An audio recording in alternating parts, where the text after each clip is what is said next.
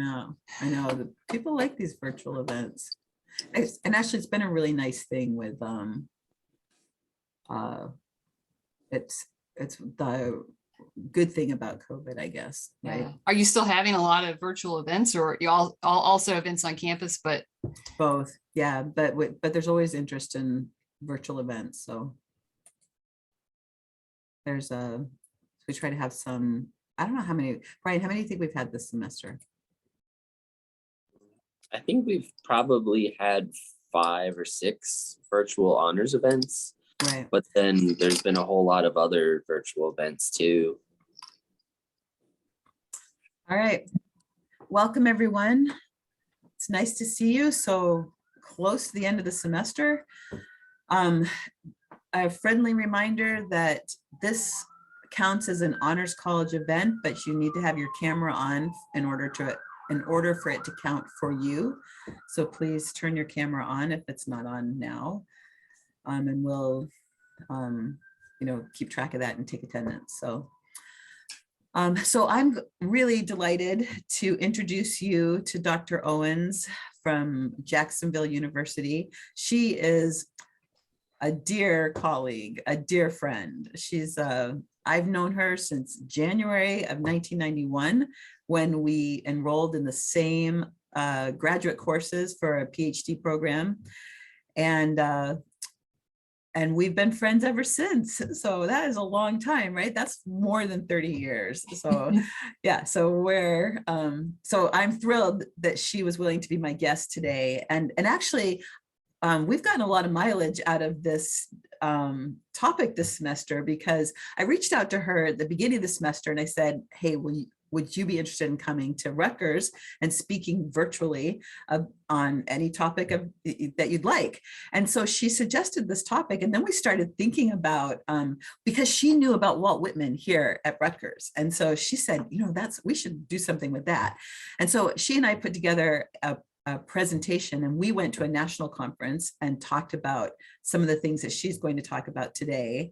And then I said, you should come to Rutgers and talk about the same thing. So, and some of you might know that we also the Honors College hosted a number of people from regional honors colleges on campus about a month ago, to also hear about Walt Whitman on campus and the whole, everything that happened with that. So anyway, she and I have been talking about this all semester. We agree that, and people have sent us emails from the conference that we went to saying, have you thought about this? And have you thought about that? So my guess is that you can think even of other examples besides the ones that she's going to share today, and besides the ones that she and I have talked about as well.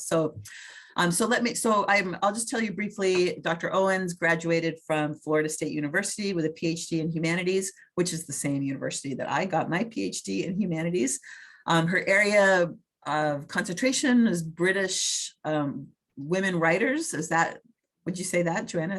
That's Anglo-American. Anglo-American. All right. So actually, I haven't read her dissertation. Can you believe that? So she'll have to send me a copy so I can read it. And she has been teaching at Jacksonville University for how long?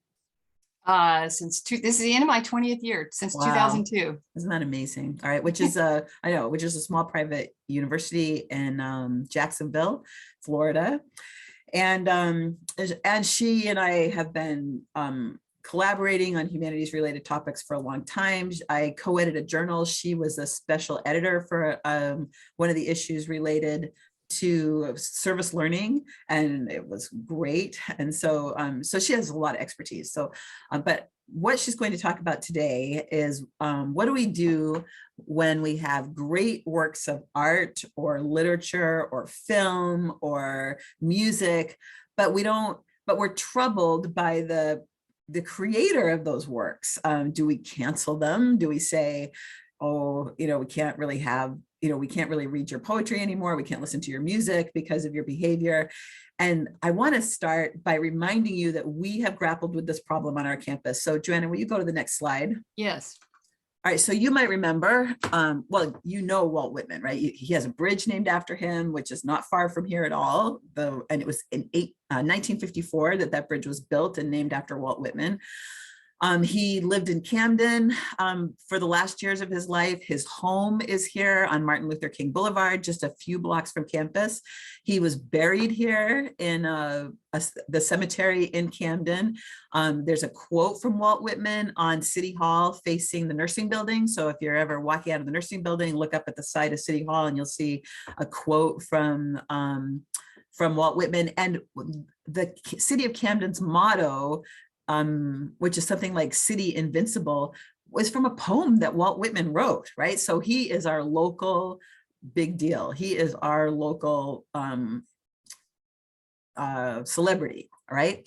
But we also know that he wrote racist,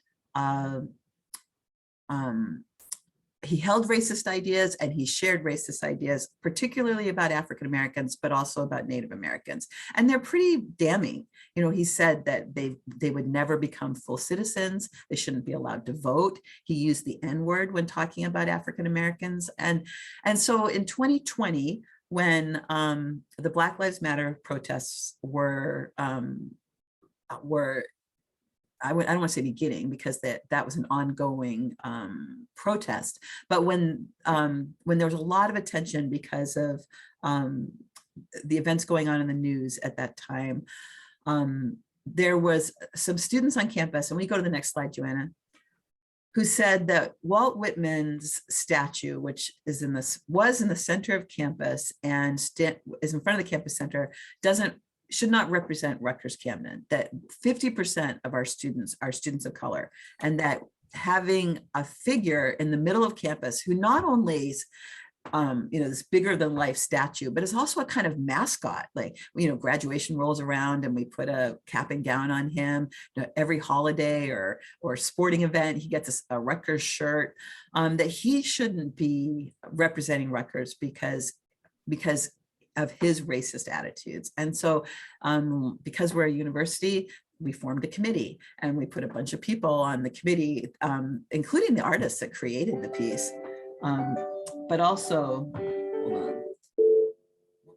Sorry, that's my phone. But also, they put together a committee of students and faculty and staff who were going to grapple with the question of what do we do with this piece, and the committee decided to move it. So you have probably noticed that when you go to the campus center now, he's no longer there. There's just a platform where he used to be and some flowers actually sitting on the platform. So he hasn't been replaced. He's now over by the law school, and there's a lot of ivy on the ground. He's kind of a little more obscure, and there's a sign in front of him with a QR code that you can put your phone up to and find out why he was moved.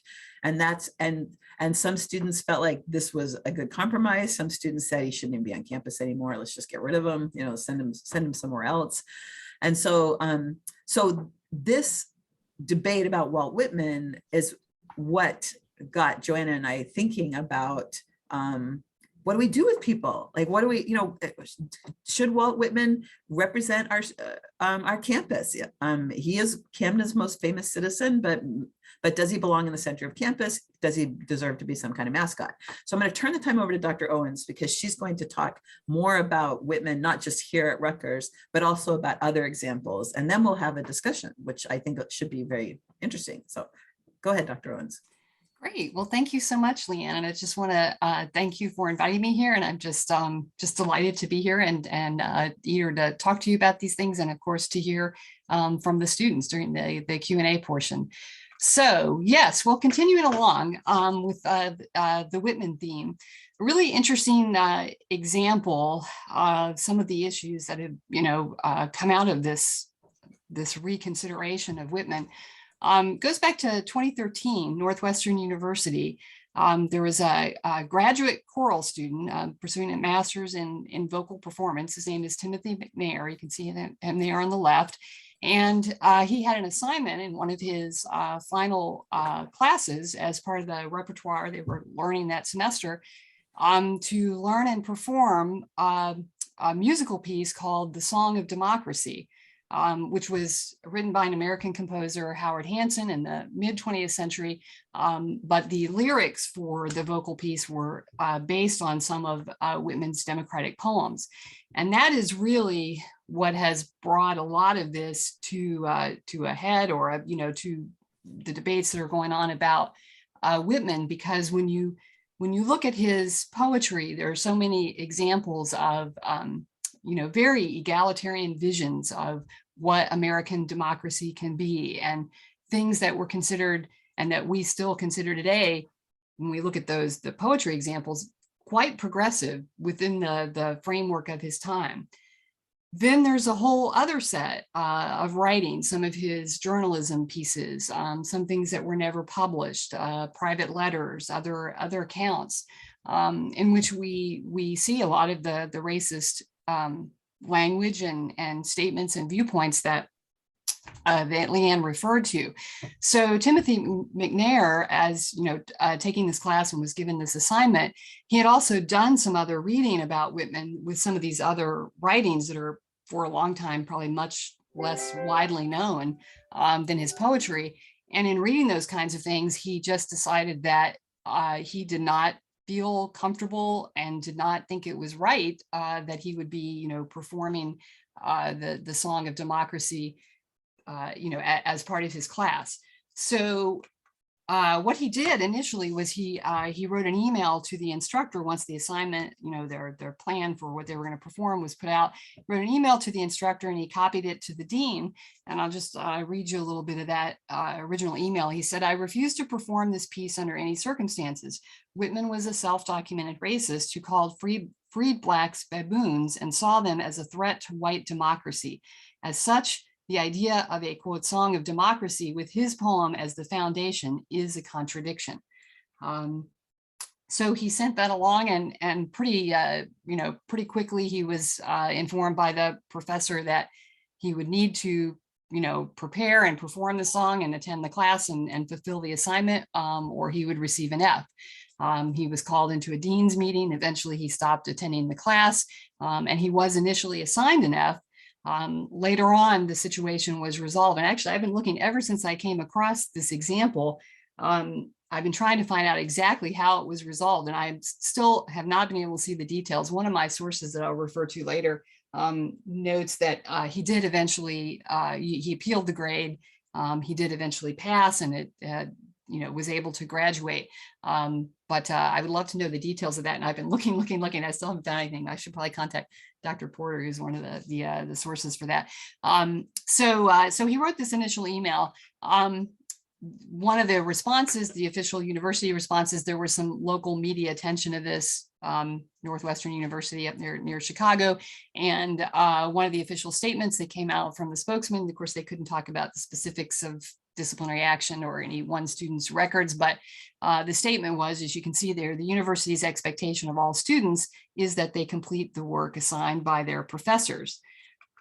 A little bit later on, this happened in the spring of 2013. He was being interviewed about the situation and his ongoing appeal for a piece in the Chicago Reader, an alternative newspaper in that area, in the fall. And he had sort of some follow-up thoughts on it.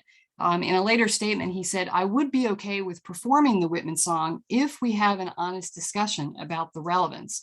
But without that, I'm not going to sing these songs about America, knowing that his idea of a democracy did not include people like me." So, and as I said, eventually the situation was resolved and he was able to complete the course and graduate.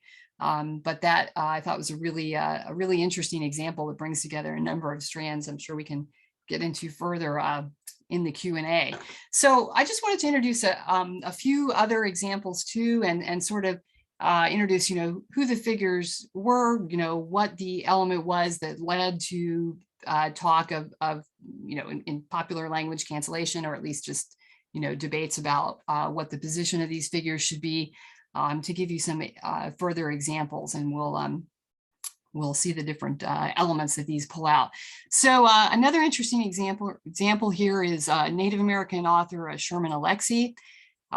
who, if you know anything about sort of the history of Native American literature since, the 1990s forward, was a really big figure in this area. A poet, a novelist, short stories, young adult fiction, some of his stories that became a basis for a screenplay that he adapted there for Smoke Signals. You can see the poster for that, which got a lot of attention as the first sort of film that had big crossover appeal, that had all Native actors, director, screenwriter.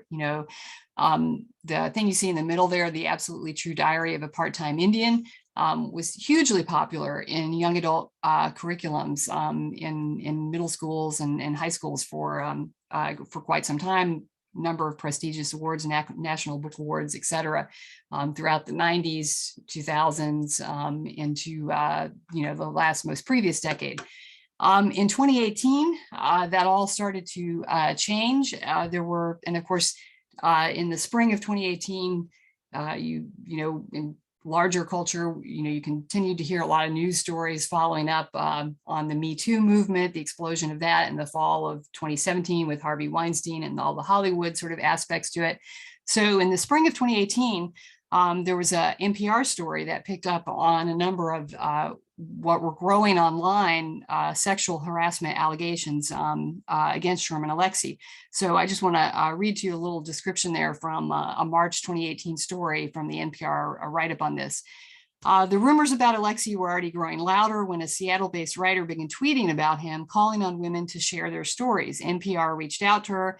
She told us that she had had an affair with Alexie, but had remained friends with him until the stories about his sexual behavior surfaced. NPR then began interviewing the women she referred to us. In all, 10 women spoke to NPR about Alexie, who is a married man. Most of the women wanted to remain anonymous, but a clear pattern emerged. The women reported behavior ranging from inappropriate comments, both in private and in public, to flirting that veered suddenly into sexual territory, to unwanted sexual advances, and consensual sexual relations that ended abruptly. The women said that Alexie had traded on his literary celebrity to lure them into uncomfortable sexual situations. And again, a lot of the context for that is within those worlds, young adult literature, Native American literature, literature broadly. I mean, just really, as one of the people interviewed for that story said, he had what they called rock star status in that environment. So those were the allegations in 2018. Shortly after all this started coming to a head, Alexie himself released a written statement. And one of the things he said early in the statement, he says, "I reject the accusations, insinuations, and outright falsehoods made by the Seattle writer who he'd had the consensual relationship with, who had tweeted about him and been soliciting other stories." But then in the conclusion of his statement, he also wrote, quote, "There are women telling the truth about my behavior, and I have no recollection of physically or verbally threatening anybody or their careers. I have made poor decisions, and I'm working hard to become a healthier man who makes healthier decisions. I apologize to the people I've hurt. I'm genuinely sorry." So again, all that was happening in February, March of 2018. Pretty shortly after that, this is just a small list of some of what I would call the cancellations or results of some of these elements that have been brought out in the news stories. Significant drop in book sales, various honors, or awards either rescinded or renamed. There had been a prestigious scholarship from the Institute of Indian Affairs that was named for him, that had been renamed because of this. The American Library Association announced it was reconsidering awarding him a Carnegie Medal. Then he voluntarily declined it in the face of that announcement. His 2008 Best Young Adult Book Award for the Absolutely True Diary of a Part-Time Indian was rescinded in 2008. He postponed some of his planned publications, and there was a sort of a host of news articles in the months after that about, especially in the young adult curriculum, in middle schools, high schools, his very popular book being removed. So let's see another example here from a different area. Filmmaker Woody Allen, especially we'll see since about 2014, a lot of news cycles and engagement with some of these issues. Of course, Alan has a decades-long career for, most of his career, considered one of the, preeminent American filmmakers. You can see there are just a few of the posters from some of his older ones, Manhattan, Annie Hall, to, more recent from 2011, Midnight in Paris. So in 1992, going back some ways, Alan had a child molestation allegation brought by his, what was then, he was in the middle of a very acrimonious split from his longtime partner, Mia Farrow.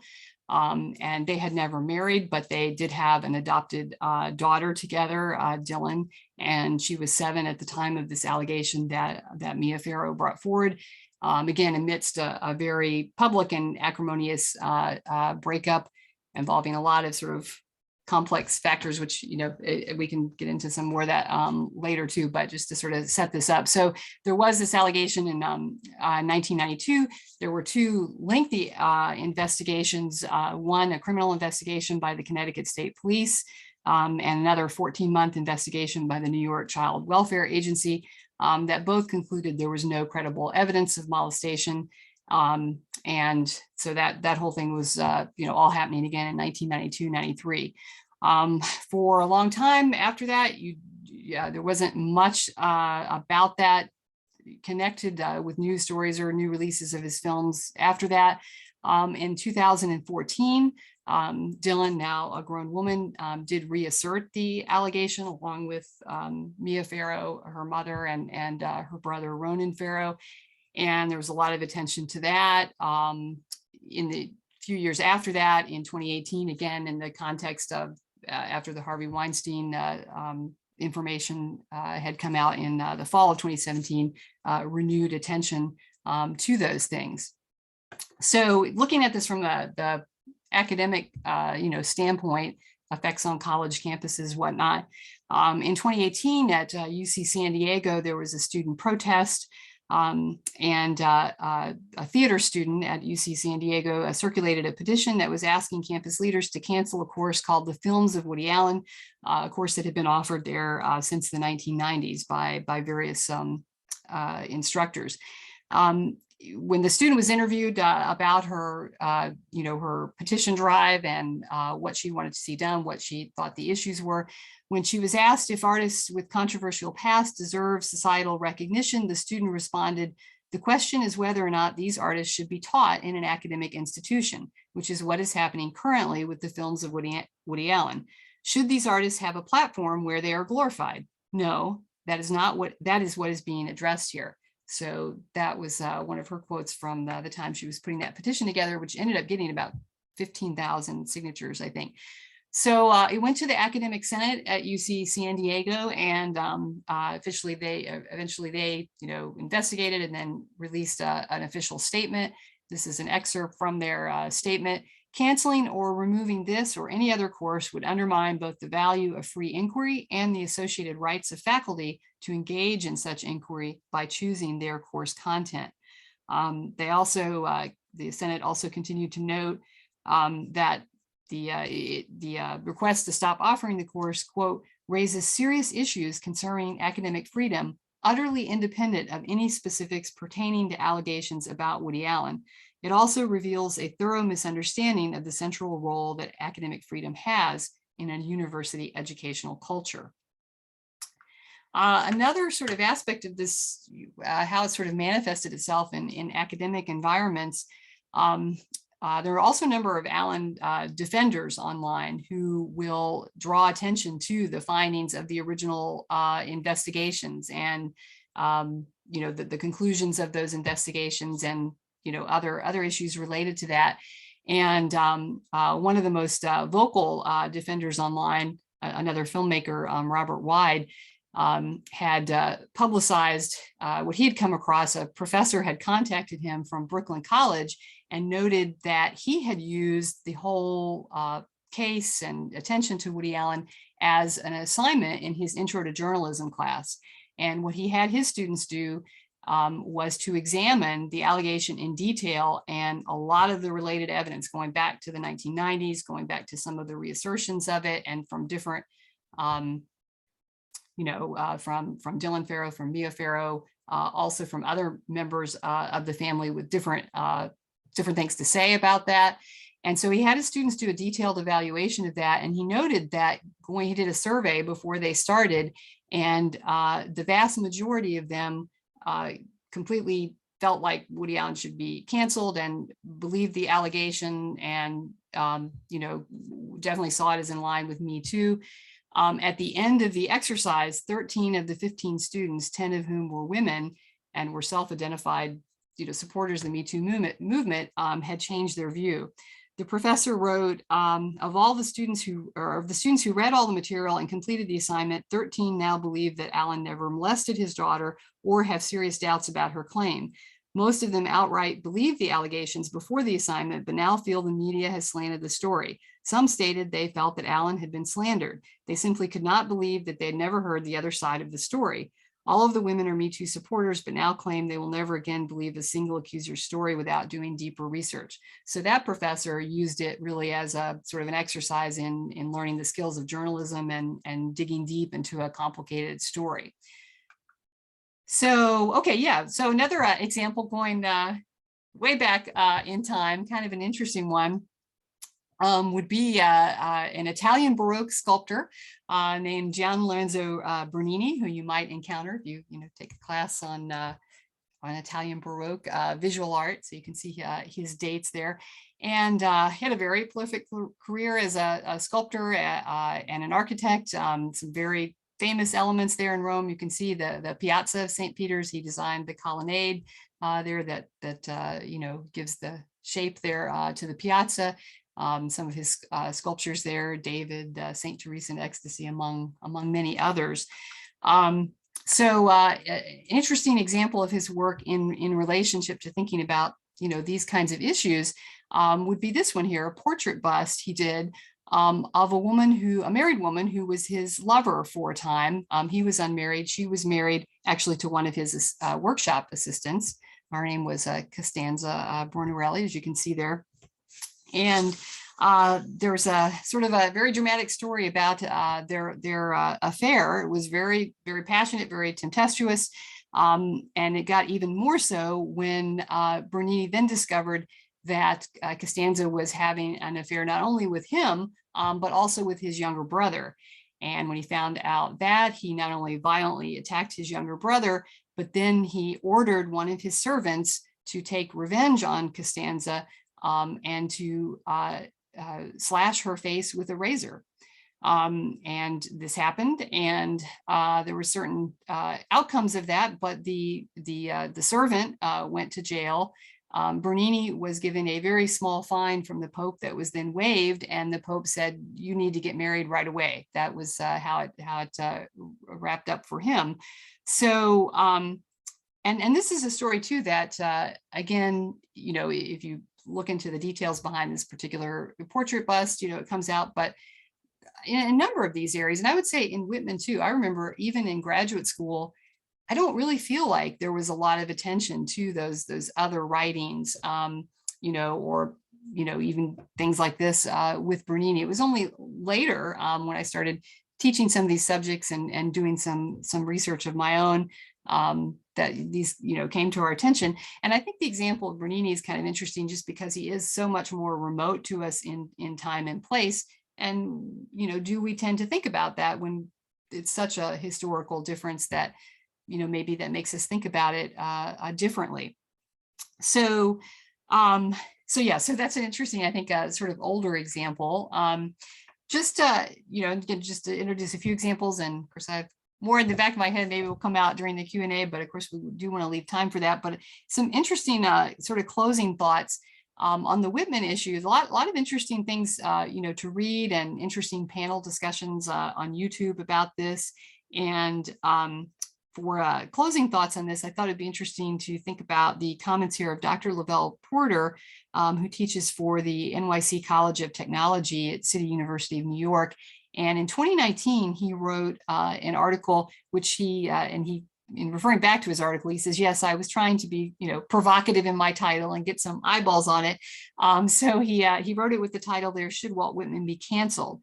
And he talks about a number of things in the essay. He starts out referring to the Timothy McNair example. He also talks a lot about sort of the history of Black intellectuals and artists and writers already sort of talking back to Whitman through the 20th century as more of those other writings sort of came to attention, and really trying to deal with this jarring contradiction between the very uplifting egalitarian language of much of the poetry and some of the language that we see, especially after the Civil War. There's really, in a way, it's kind of interesting because, you know, with some figures you might say, well, they started out, they had these views, but they evolved, and, you know, we can see change, you know, in ways that we would see as more positive.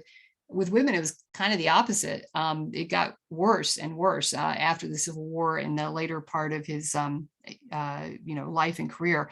So, but Dr. Porter does a great job of sort of, you know, talking about the history of these things and the various issues, and then how he handles it himself when he teaches Whitman, as he continues to do as part of his American literature classes. So one of his closing thoughts here, Dr. Porter writes, quote, "Look, cancel culture is not really a thing. The idea of, quote, canceling someone is mostly a Twitter joke about checking certain problematic and powerful men who we know damn well aren't really going anywhere. That said, these conversations can be valuable if they lead us toward an honest reckoning with the past, an honest reckoning with our culpability in the atrocities of the present. Confronting Whitman's racism is not about erasing Whitman.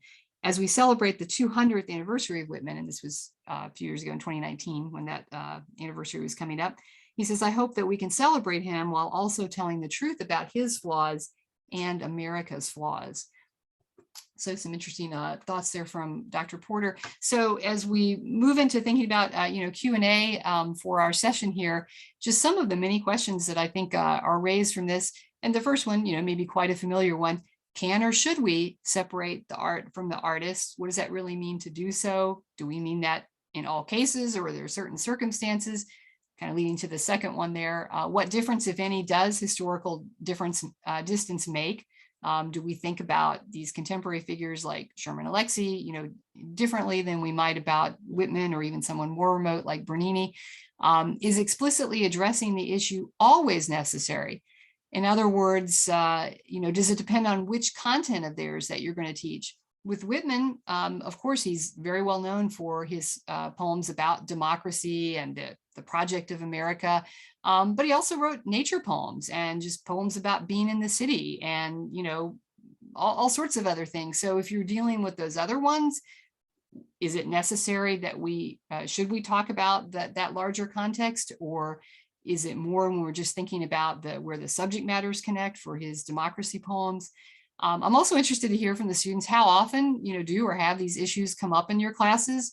And when you think about sort of entering a class, and when you think about, if you do get, you know, give some thought to how faculty members are constructing their syllabuses, which often seem like they just natural and there, but they're of course always a matter of choosing what to put in, what to put out. Would you have any wishes and or expectations for faculty, or hopes maybe that if they're teaching this kind of material, that they would include or not include this? Would students feel, I don't know, upset or cheated or deceived in any way if they were presented with material that they might quite well engage with, maybe without getting this information, if it was just not mentioned at all? So again, those are just some of the, I think, many questions that come out of this. And I find it a fascinating subject, and one that's very, very meaningful for me personally. Even as far back as high school, I fell in love with Whitman's poetry, not knowing about any of those other writings. I fell in love with it for those egalitarian passages that just inspired me and I thought were so beautiful. And when I started learning about some of the other stuff, it was, I'd say personally, it was kind of crushing for me because, you know, it meant a lot, and it really hurt to think that, you know, that there was that discrepancy. So anyway, that's all I have to say. And I exactly seemed to, Lee said, try to come in at 1:20. I did it. So good job. Well, first, I want to thank Dr. Owens. And these questions should lead us to a really robust discussion. I think you've given us so much to think about. I have other questions too. I'm really interested in, I'd love to hear from the students what you think about that professor that wouldn't change the assignment. I mean, I tend to be on the professor side. When students come to me and say, I'm not comfortable with this, I want to say, well, this is a university and you're going to be uncomfortable. Like learning is uncomfortable, right? But then but when I hear the story, I'm kind of on McNair's side. He shouldn't have to sing that song. So I'm interested to hear what you think about that. And I just think she's raised so many interesting questions. So we have time to chat. We have time to jump in. So what are your thoughts? What are your thoughts about, and even what about Walt Whitman, who's still here on campus? He's just been cornered now, or he's been sidelined a little bit, right? And should we, and what are they going to put in his place? That's my question too, because now it's just I think it's funny that there are flowers there because he did write a lot about nature, but so we just stuck some flowers there that won't, I guess, offend us, right? So, but anyway, so feel free to jump in, especially people that came in late, since it's a good chance to redeem yourself. And one thing too, while students may be thinking about their questions, you mentioned, like you said, feeling split about the McNair example. I think that particular type of example too, it's not just writing a term paper. I mean, when you're performing, that's creative performance. And to me, that weighed into it. Right. And again, I think that example, on the one hand, professors probably, their knee-jerk reaction might be, oh, well, it's a slippery slope. We can't have that. But at the same time, I felt very sympathetic to him, but also on the other side thinking, well, there are these larger parameters. So I think these are tough questions. And I wouldn't say at all that I feel I have settled, everything in my own mind either. Well, and one other thing that makes me, as a gender studies professor, one thing I'm always grumpy about is the overrepresentation of white men in all the curriculum. And I often think we need to toss some of them aside if we're going to also teach women and people of color. And so I think, well, why have this complicated guy when we can just get somebody that doesn't have all these cancellation issues, right? So there's some questions that were in the chat. Let's see. And I think you can all see them. Let's see. Should I don't know if I can, maybe should I? I think you can see it. Oh wait, I'm still, yeah. All right, so Ryan DiLorenzo said, the case with the student having to perform, I felt him reaching out was already a much larger act than the play itself. If the professor was fine with it, they could have come up with a new assignment that takes the same amount of effort. That's assuming the student didn't send the email a day before it was due. Probably, yeah, it's a great joke. I think because he was a grad student, maybe not, right? That he didn't send it the day before. And then Sean Bray brought up something I'd like to bring up about Whitman. I'm not so sure the characterization of Whitman's most popular works as primarily egalitarian in contrast to his other works, which are racist. One could argue that poems like Pioneers, O Pioneers is an explicit endorsement of racist views and the genocide of Native Americans. So yeah, I think you're right. There's a lot going on with his poetry, and maybe and yet I hate to say, you know what, you have too much baggage. Let's just have somebody else, right? Because I think we learn a lot in that, unpacking that baggage too, right? So, these are really interesting points that both Ryan and Sean are making. Yeah, and there's his poetry, it's so vast too, that yes, there are definitely, and certainly I think that's a great point. It shouldn't be oversimplified. Well, everything on this side was this way, everything on that side was the other way. And there are examples of things that even you can see where the intention and some of it seems to be, empathetic and have that view, but again, we would still see it in sort of a stereotypical mode today. So it's extremely complicated. It is. All right, there's a couple of hands raised. Burke, your hand was up and then it went down. Did you? And then I see Aminata had her hand up and Angela. So did you have a comment, Burke? I can wait a quick second. That's why I'm with the other hands up. Okay, Aminata, would you like to go? Okay, so can you guys hear me? Mm-hmm. Yes. Okay, so I've actually had to grapple with the first question because there are a couple artists that I listen to where I'm like, oh, I don't know, especially if I fundamentally disagree with them, mostly politically. Can we separate the art from the artist? I think we can. I absolutely think we can, because I think that at the end of the day, art is subjective to the person, and their own interpretation of the art is their own. That is beyond the artist, I believe. Although it is the artist that is making, you see, like, this is the back and forth that I have with myself.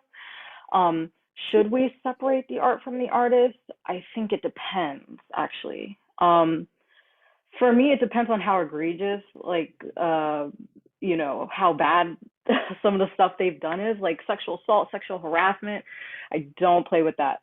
I don't do that at all. But I think this is tough. This is very tough. But I really do think we should we. It really just depends on your values and what you see is important to you. And whether or not you want to continue supporting somebody who may be going against parts of your values. It's very difficult. It's very difficult for me. But can we? We can. Should we? Depends. That's my answer. I think that's such a good point. There's and somebody wrote in the chat that, you know, if we support them and they're profiting, are we contributing to them having a larger platform to do or say things that we disagree with, right? So that's, I think you're right. It's really hard. Especially, yeah, for the contemporary figures. And that comes up in a lot of things you read when faculty are interviewed about these things. And one professor was talking about how, or another author, she teaches him, but she doesn't have the students buy the book. She distributes them as PDFs. So, you know, again, taking the financial element kind of out of it. But Angela, what were you going to say? So I remember this one time, can you hear me? Okay, sorry, I just want to make sure. I had a class one time where we talked about J.K. Rowling, and like, this is like a really popular conversation with cancel culture, because it's like, so many people grew up on her books, like so many people like resonate so much with the Harry Potter world that she made. But then it's like, in the last, you know, several years, like, as a lot of us know, like, she's made super transphobic comments. And like, so it's like one of those situations where it's like, okay, can I still appreciate like the Harry Potter world that she made, but not support her as a person? So it's like, if I, you know, if I buy her books, am I indirectly supporting her because she's profiting off of it? Or if I go to Universal, like, am I indirectly supporting those beliefs that she holds because she's profiting off of it? I'd like to think that there are situations where there's like an in-between where we can separate the art from the artist. But I definitely think that we should establish like boundaries, because there are definitely super extreme cases where like if someone is like overtly, you know, racist or transphobic, or like uses super discriminatory language, like, there has to be a point where we're like, okay, this is just, there's no gray area. Like, there's no room to make an exception. I don't know. Oh, I thought Joanna might talk about this. When we went to our conference, we added J.K. Rowling was one of the people that we talked about in our workshop. And you know, I've always been, I'm kind of grumpy about Harry Potter. I think it's like 8 books where a boy learns to use his wand. That's what I think it is. But that is those are my personal opinions, which I just shared with all of you. And but I also think, here's a book about a kid that doesn't fit in and has to go to a special place where he finally finds his community. That's the story of a trans person, right? I mean, it's not only the story of a trans person. So it's strange to me that on the one hand, she would write this story that really empowered a lot of people who felt like outsiders, but then she herself said, you know, I can't accept your outsiderness, or I can't accept your marginalization. So it's complicated. And like you said, so many people have such, feel so strongly about her work, and we're really inspired by it. So Paula, yeah. Oh, go ahead. No, I was just gonna say, yeah, that was, you know, that had come up before. And I think especially because so many people that those books imprinted on them as children, mm-hmm. Right. It's very, you know, the emotions, it's difficult sometimes, you know. It really is. Paula, go ahead. Hi, hello everyone. I wanted to comment on the on behalf of the student McNair. I believe, well, the whole topic I think has a point of view on either side in regards to freedom of expression. Art is expression, literature is expression, singing. His musical his talent there, it's expression. So I guess he, in his point of view, he did not want to express something he didn't agree with. So that was his stance, I believe. And then whereas as the professor's side or the people who say, you know, I guess negative, offensive things, they have also that I guess expression that the U.S. allows. Like, where's that boundary of censorship? You know, like that medium ground of what can we say, what can't we say, what is sensitive, what is not. And I think, yeah, back to the boundaries issue, I wonder where they're set apart and how can we distinguish them. So yeah, that's my comment. Yeah, absolutely. I think that is so important. And when you talk about censorship, again, in the origins of cancel culture, and even that word is often, of course, now used as a very politically loaded term, often used to sort of attack the left for, oh, their oversensitivity or this or that or the other.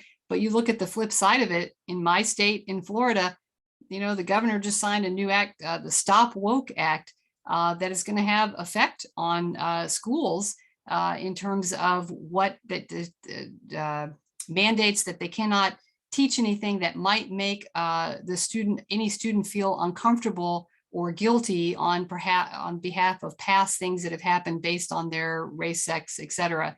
And that's getting a lot of attention here. And so you see elements of it on both sides that start to raise this issue of censorship. So I think that's a big one too.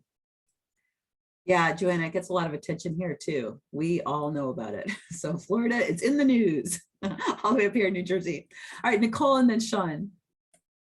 Hi, guys. I actually just kind of had a follow-up question going back to the J.K. Rowling thing, because we can say that, you know, the artist or the writer was transphobic, but she's not the only person profiting off of the Harry Potter series. So is it almost wrong to cancel an entire series when, especially in Universal, where a lot of people depend on working there? They don't care really that, you know, it's kind of blunt to say, but it's almost like they have bigger things to worry about, such as feeding their family or getting by and paying rent or for health bills.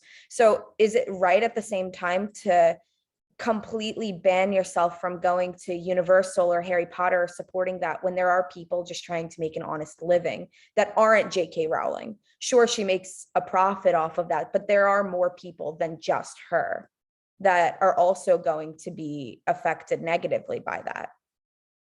Yeah, I think that's a really interesting point, Nicole, and is one that comes up, and that's why I had a little, extra slide here. Collateral damage, right? I mean, what about? I mean, especially when you talk about films or something like you said, Harry Potter world and Universal, they are collaborative productions, and if people are going to say, well, we don't want to talk about smoke signals anymore because of Sherman Alexie wrote the screenplay.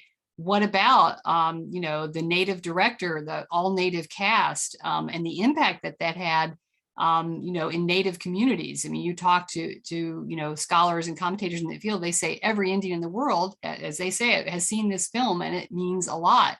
So yeah, again, that there's that larger thing, or Howard Hanson, who wrote the Song of Democracy, his intentions for it, if we can no longer perform the piece, then yeah, so I think it has a lot of connections there. Yeah, I think that's such an interesting point too, Nicole, about people who had no, they weren't the creators and they're getting canceled too, in a sense. So Sean, go ahead. Something I wanted to say about the case with the Northwestern student was that we're not just talking in that case about whether people can separate the art from the artist, or whether people should be hearing this speech and enjoying it. We're also talking about a student who's being asked to participate in that speech. In a way, every university professor has an ability to compel you to say something, which you may or may not agree with. And so that's a power of the university that I think. I'd be curious what Dr. Owens and Dr. Westman have to say about that. Yeah, Sean, no, I do think that it is a really important point. And I think again, because of the nature of what that student is doing, a creative performance, which is different in another type of assignment. Maybe he would have been assigned a research paper about that, and then he could have taken a position and could have brought those sources in that he'd read in his sociology class. And I think a good professor would encourage that and say, hey, great, make your argument and use your evidence and say what you think about this. But the putting of oneself, that creative expression, to me, that does really like up the ante in that case. And like I said, I personally, I think I would, felt very sympathetic toward that student, and I'm not sure I would have. Again, I don't know how eventually it was all solved out. He ended up having to go through a whole appeal process. So I don't know if the instructor was overridden or if the instructor changed their position, but I don't think, I probably would not have responded the way I think that particular instructor did at that time and place. So yeah, I think that is a very important point.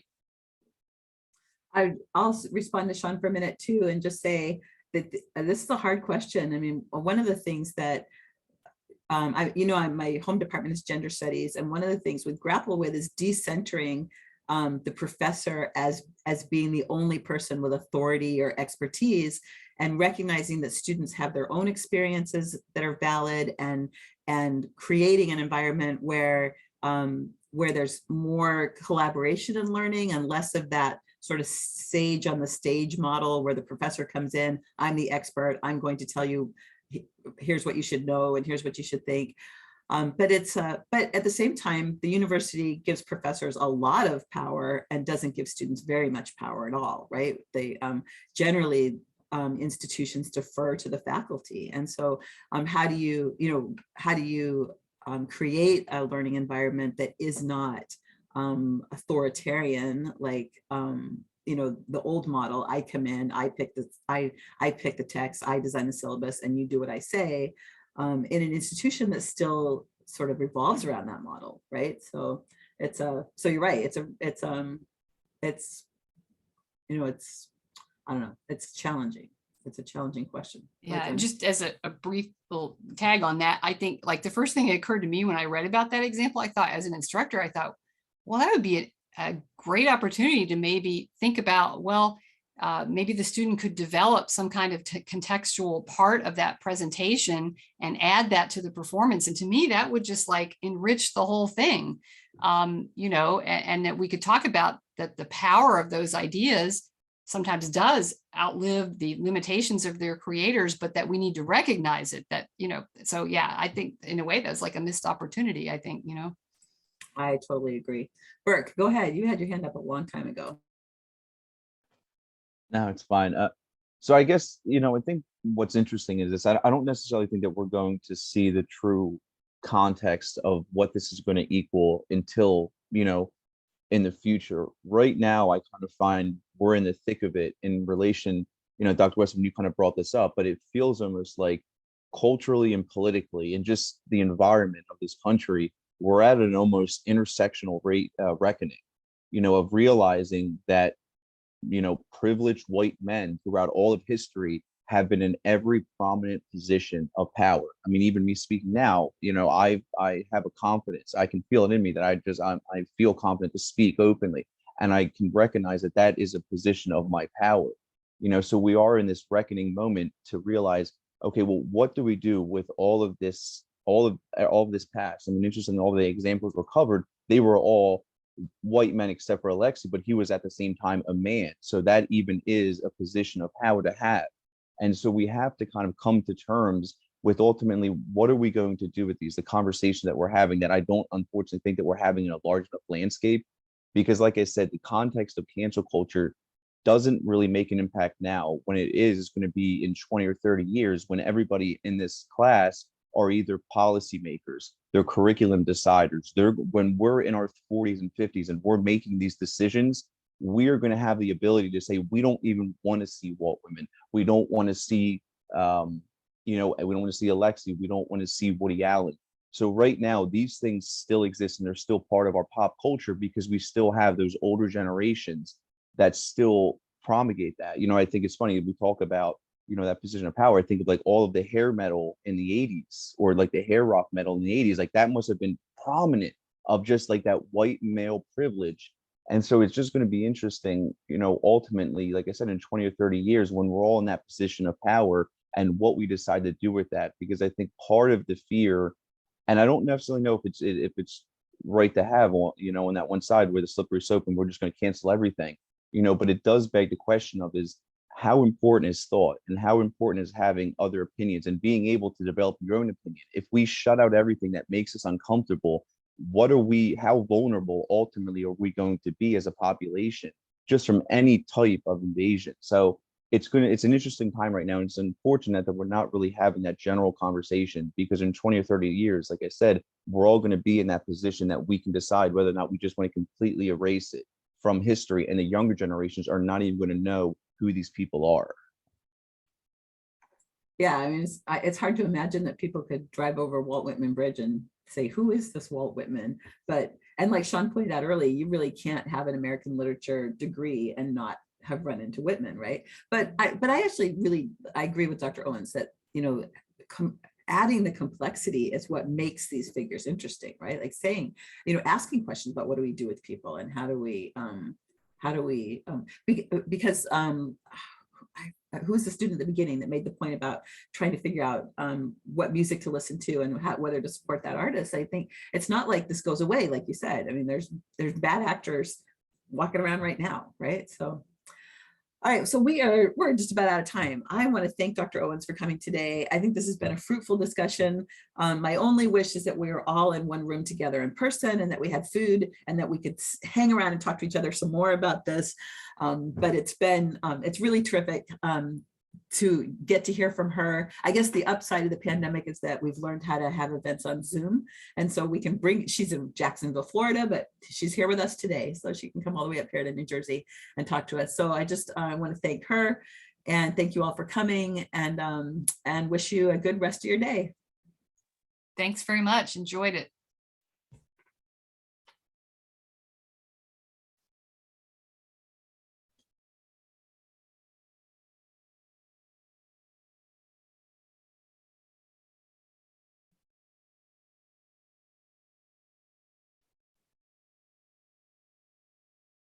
So Lee, how does it work for the honors students? They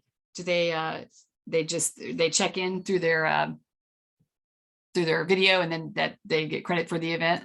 Right. So we record it, and Zoom will just provide us, not only it provides us with an attendance sheet, but it'll actually tell us when students arrived and when they left. And so, that's so great. we know whether they stayed the whole time. And that's great. And then they're only required to attend one honors event a semester, and then 3 campus events, but sometimes they'll use honors events. Honors events can count as campus events, but campus events don't count as honors events. So so some of them, evidently 50 people still needed an honors event, right? So I was like, well, it's almost the end of the semester, but we saved yours for the end of the semester, knowing that there's always all these students that still need something. So here, I'm gonna actually remove some students here so we can talk some more. Let's see. Yeah, and normally, here, I think I took them all out. Yeah, so normally we don't let them in once it has started.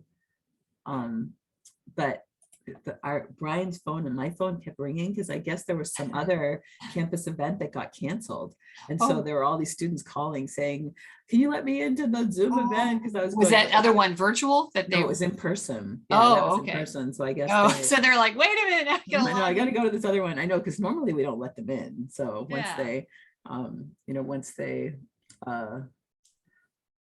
or do you guys still you probably lifted your mask mandate for in-person? No, you still have it in class? Yeah. So in class, wow. if you're walking, well, right after spring break, I guess it was right after spring break, they changed it so that if used to have to have a mask every square foot of the university. Even like you could take it off if you were alone in your office, but then with spring break they changed it to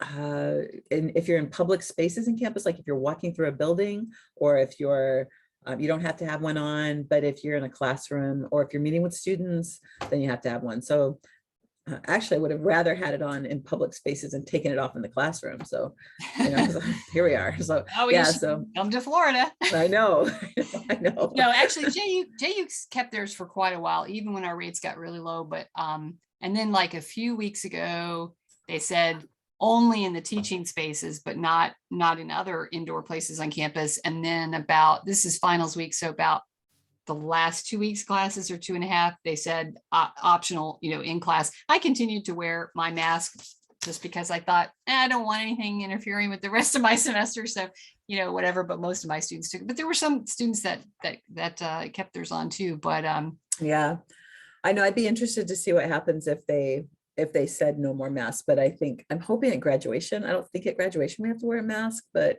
because it's kind of it's a venue that it has a roof, but it's outdoors. It's like a what do you call that? A pavilion. So okay. It's a huge, it's a concert. I mean, they have concerts there and everything. So it's a huge pavilion, but so it will be covered, but there's fresh air coming in. So it's just usually so hot at graduation. I thought, oh, I sit there with a mask on. So Yeah. I don't know. We'll see what happens. But yeah, we've been really slow. Yeah, well, and our graduation is always outdoors. So yeah, we won't have any mask issue. But are we the only ones left? Yeah. Okay. I removed Is everyone. the recording still on, or? Yeah, I can stop it though. Okay. Actually, would I be able to access this recording? When I told my mom that I was doing this, she I said, bet she'd "Oh, I love would to love to watch hear it. about." Oh, she would, and just You should have had her see you. come. She can get Zoom